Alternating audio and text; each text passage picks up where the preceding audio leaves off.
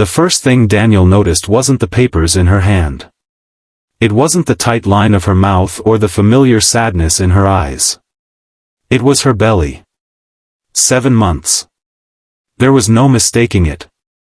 Daniel stood halfway between the couch and the coffee table, frozen, his breath caught somewhere between shock and disbelief.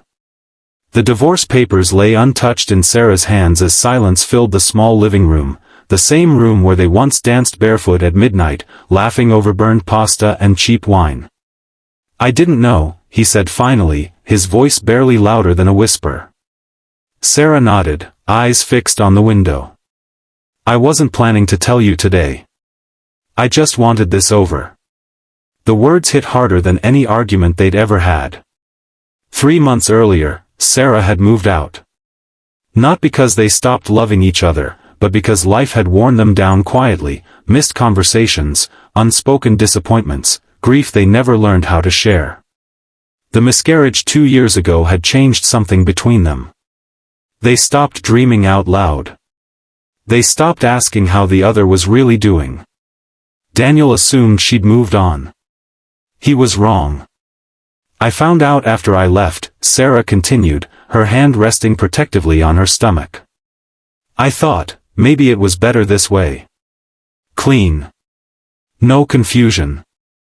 Daniel sank onto the chair, the weight of realization pressing into his chest. "A child. Their child.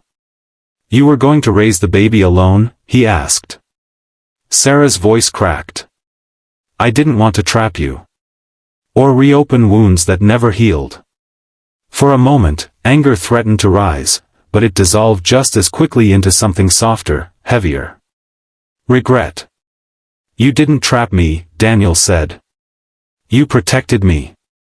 At your own expense." That was when Sarah finally looked at him. The tears came fast, unannounced, like they'd been waiting for permission. "I was scared, Daniel. I still am." He crossed the room slowly, carefully, as if sudden movement might break what little peace existed be.